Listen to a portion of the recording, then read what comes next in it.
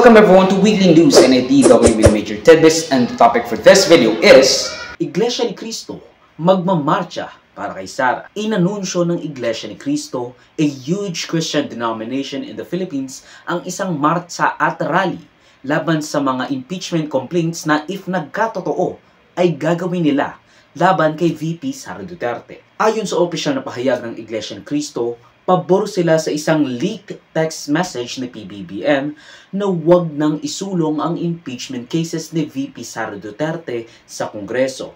They echoed sentiments made by PBBM na mas marami pang kailangang gawin ang gobyerno bago atupagin ang impeachment complaints na inihain ng mga progresibong grupo laban sa pangalawang Pangulo. Maalala natin nitong VP Sara-centric previous month ng NIDW Weekly Recaps ang mga outbursts at generational crash out ng ating Vice Presidente dahil sa investigasyon sa mga anomalya sa kanyang confidential fund acknowledgement receipts. Now, with a star-studded cast including the Makabayan Bloc, the Majority Bloc, VP Sara Duterte herself, OVP Chief of Staff Zuleika Lopez at ang ating guest star na si Mary Grace Piatos. They have even found out na 400 na pangalan na pumirma sa mga acknowledged receipts ng confidential fund ay walang birth certificate sa PSA. The crash out resulted dahil sa witch hunt umano ng Administrasyong Marcos kay Duterte at sa paglipat ng kanyang Chief of Staff from Batasang Pamansa to a women's correctional facility sa gitna ng Takip Siling. In the online press conference na hinost ni VP Sara Duterte, naglabas siya ng baho ni President Bongbong Marcos, First Lady Liza Araneta Marcos at House Speaker Martin Romualdez. Pero ang naging highlight ng press conference na iyon, especially sa national at international media, is the fact na sinabi niya ang bing-chilling na revelasyon na may kinausap na raw siya si VP Sara Duterte para ipapatay sina PBBM, Liza Marcos at Martin Romualdez kung siya ay mamapatay or mapapatay. May kinausap na ako na tao. Sinabi ko sa kanya, kapag pinatay ako, patayin mo si BBM, si Liza Araneta at si Martin Romualdez. No joke. No joke. Nagbilin na ako, ma'am.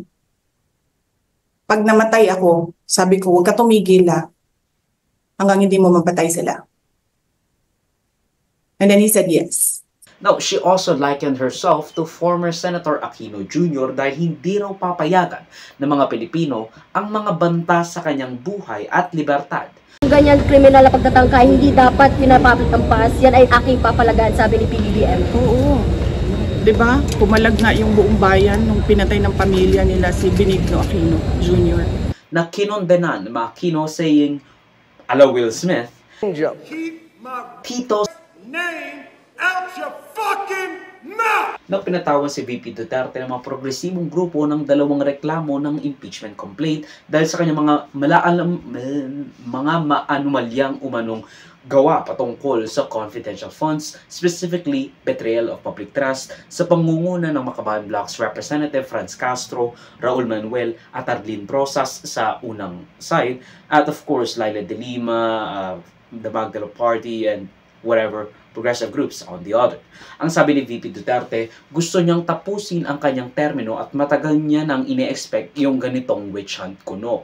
Nilinaw ni Senate President Francis Escudero in a press conference na siguro raw ang sinabi at nirelease na statement ng Iglesia ni Cristo ay in support of President Bongbong Marcos' statement, not in support of Sara Duterte, na nalik kuno sa isang text message sa WhatsApp kung saan kanyang sinabi na, "In the larger scheme of things, Sara is unimportant, so please do not file impeachment complaints. It will only distract us from the real work of governance, WHIC, or WHIC, is improve the lot of all Filipinos." Now, a lot of people scoff at INC's apparent meddling in politics, but if the Catholic Church can do it, then so can they. It's either every religious institution / congregation can influence politics in this grand scale, or no one is allowed to. And as far as the scoreboard goes, the Catholics have it 2 EDSA people powers to the INC's 0. I don't like it either, but here we are. Kumbaga parang napaka-double standard. Bakit parang masyado tayong galit sa Iglesia ni Cristo in the sense that they have like the second largest denomination of Christianity here in the Philippines. Bakit parang masyado tayong averse sa kanilang mga movements? Well, you know, sinasabi natin or binibigay agad natin yung konstitusyon that the separation of church and state is inviolable. Pero hindi natin sila binibring up nung EDSA People Power 1 and 2. Diba? Ganun naman talaga si Jaime Cardinal Sin pa nga ang nag-call upon the people para pabagsakin ang rehimeng Marcos at Presidente Estrada. Is that double standard? Of course it is, you know? And that's kind of the hypocrisy that we see with a lot of Catholics. Lalo na sa TikTok na nagsasabi, you know, na kulto, shut up, okay? Every religion is, by definition, a cult, but in a larger scheme of things. And, you know, you don't have to attribute connotation of stigma around the word cult. You're just projecting yourself.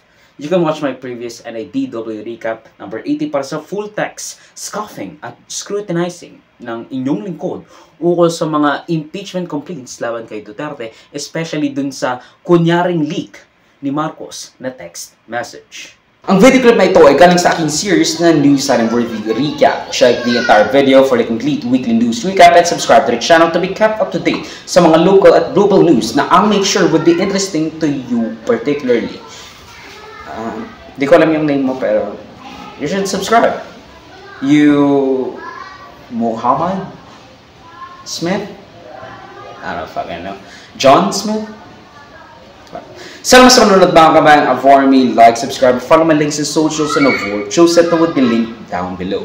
Sa susunod muli, of course, paalam.